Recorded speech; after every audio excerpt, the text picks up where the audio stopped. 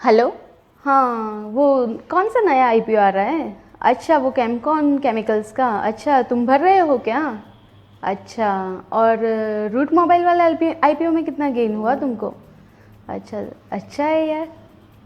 तो आप भी इन लोगों में से ही एक है कि जो आसपास ये बातें तो सुनते हैं कि भाई कौन सा आईपीओ अप्लाई किया है, क्या लिस्टिंग गेन हुआ, अभी फ्यूचर में कौन से आईपीओज आने वाले, आपको कुछ पता ही नहीं कि आईपीओ क्या है, कैसे अप्लाई करना है, उसमें क्या ध्यान रखना चाहिए। तो ये व्लॉग है आपके लिए। अगर आपने ये चैनल सब्सक्राइब नहीं किया है तो प्लीज़ बिना टाइम वेस्ट किए subscribe to my YouTube channel rainbow like life, because यहाँ पे आपका नॉलेज बढ़ने वाला है। यहाँ पे आपको बहुत सारी एजुकेशनल अपडेट्स, फिनेंशियल अपडेट्स मिलने वाली है and many more things are coming up on my blog. So please subscribe to my YouTube channel rainbow like life.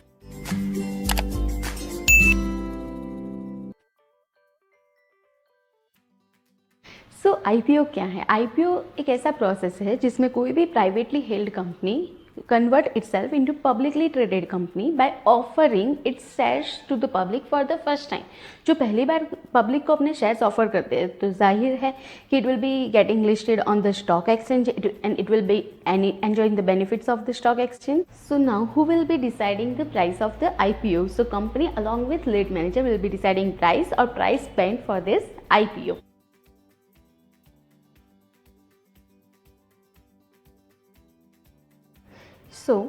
अभी कोई भी आईपीओ हमें अप्लाई करने से पहले क्या चीज़ें ध्यान में रखनी चाहिए? तो सबसे पहले हमें कंपनी का डिटेल्स पता होना चाहिए कि कंपनी का लाइन ऑफ बिजनेस क्या है। फिर हमें कंपनी की फिनेंशियल इन्फॉर्मेशन पता होनी चाहिए। कंपनी का लास्ट 3 ईयर्स में असेट्स कितना था, रेवेन्यू कितना था, कंपनी का प्रॉफिट कितना था। फिर हमें कंपनी का competitive advantage with other companies भी ध्यान में रखना है। और सबसे इंपॉर्टेंट है objects of this IPO. This will be mentioned in DRHP. Objects of the company, जैसे कि कंपनी के वर्किंग कैपिटल रिक्वायरमेंट के लिए भी आईपीओ इश्यू कर सकती है, या फिर कंपनी का कोई फ्यूचर ग्रोथ, फ्यूचर अपॉर्चुनिटीज़ हो सकता है जिसके लिए कंपनी को लिक्विडिटी चाहिए, या फिर कंपनी का ऑफर फॉर सेल भी हो सकता है। नाउ अगर अभी हमको आईपीओ पहली बार अगर हम आईपीओ के लिए सब्सक्राइब करना चाहते हैं तो उसके लिए हमें क्या करना पड़ेगा? तो सबसे पहले उसके लिए हमें डेजिग्नेटेड बैंक अकाउंट चाहिए। फिर हमें डीमैट अकाउंट या फिर ट्रेडिंग अकाउंट खुलवाना पड़ेगा विथ अ डिपॉजिटरी पार्टिसिपेंट। ये खुलवाने के लिए आजकल तो बहुत सारे demat account, trading account market में अवेलेबल है, जैसे ज़ीरोदा है, शेर खान है। So based on the expense charges that they are applied, you can decide your own demat account और ट्रेडिंग अकाउंट।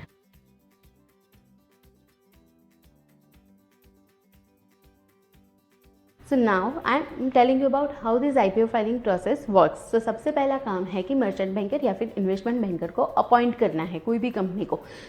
मर्चेंट बैंकर और investment banker, they will underwrite the shares of the company, they may underwrite full shares of the company और some of the shares of the company, they will buy the shares of the company and sell these shares of the company, and they will assist the company for this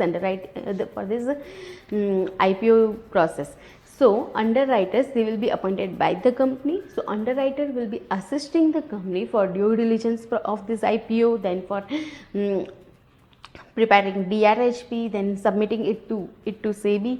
Then they will be creating roadmap for the IPO, and they will be associated with filing with issuance of the IPO. So second step is preparing DRHP. In IPO prospect there will be DRHP and RHP. तो DRHP को जानने से पहले हमें IPO prospect के बारे में जानना ज़रूरी होता है। तो IPO prospect क्या होता है? ये एक डॉक्यूमेंट है जिसमें प्रपोज्ड IPO, जिसमें कोई भी प्राइवेटली हेल्ड कंपनी के प्रपोज्ड आईपीओ के बारे में सारी डिटेल्स मेंशन की गई होती है इन दिस डॉक्यूमेंट। सबसे पहले आता है डीआरएचपी। डीआरएचपी है एक draft red herring prospect. In DRHP all the information of the IPO, like when the company got incorporated, promoter details of the IPO, then company's line of business, company's financial information, that all the things are mentioned in this DRHP. Who will be preparing this DRHP? So DRHP will be prepared by underwriter, and they will submit this draft red herring prospect for the IPO to the SEBI for approval. And the next is RHP. RHP is extension version of this DRHP, and it is red herring prospect. So red herring prospect में भी यही सारी details होती है, जैसे कि company का financial information क्या है, about this IPO also there will be every information in this RHP. Then company का लाइन ऑफ बिजनेस क्या है, कंपनी का प्रमोटर डिटेल्स क्या है, एक्सेट्रा। तो फॉर एनी आईपीओ अगर आपको ये डीआरएच पे डॉक्यूमेंट चाहिए तो आप सेबी की साइट से भी ले सकते हैं, या फिर आप जैसे कि मैं अभी चित्तौड़गढ़ का आईपीओ का साइट यूज़ कर रही हूँ फॉर एनी आईपीओ डिटेल्स, वहाँ पे भी ये अवेलेबल होता है। सो अभी नेक्स्ट स्टेप है marketing the IPO. Once DRHP is filed, it has been submitted to SEBI for approval and SEBI has provided approval also, then we will be marketing the IPO so that retail investors, then qualified institutional investors, they will be coming to know about the IPO. So now next step is fixing the price of the IPO. So in fixing the price of the IPO there are two types. One is fixed pricing IPO and another one is book building process pricing IPO. So fixed price में क्या होता है कि जो security का price होता है, IPO का प्राइस होता है, वो पहले से ही इन एडवांस इन्वेस्टर्स को पता होता है कि ये प्राइस होने वाला है। बट आजकल तो ज़्यादातर बुक बिल्डिंग प्राइसिंग आईपीओ ही चूज़ किया जाता है, क्योंकि उसमें क्या होता है कि जैसे जैसे बुक बिल्ड होता है, मतलब कि जैसे जैसे लोग आईपीओ भरना स्टार्ट करते हैं, जैसे जैसे लोग का आईपीएस सब्सक्रिप्शन होता है, उसके बेसिस पे ही underwriters they will be deciding the price of the IPO.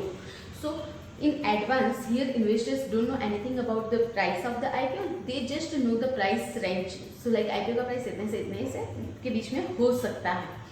So now after that for 3 days shares will be open for subscription. So in that retail investors, then qualified institutional investors, they can apply to the shares. High net worth individuals, they can apply to the subscription of IPO. So once the subscription is closed, then after last step is listing of the IPO. So shares of the company will be officially listed on the stock exchange for the first time. So guys, now I am telling you about some terms that are associated with IPO. So if we are filing an IPO, then we should must know what does they mean. So first one is floor price. So floor price is the minimum price at which bids can be made.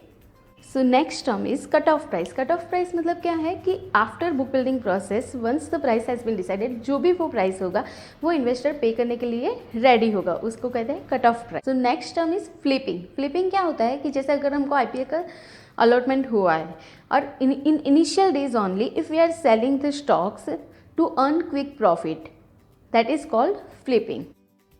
So guys, this was all the information about IPO. So next time when someone comes to you and ask about IPO, please share this vlog information with them and do subscribe and like this video. Thank you.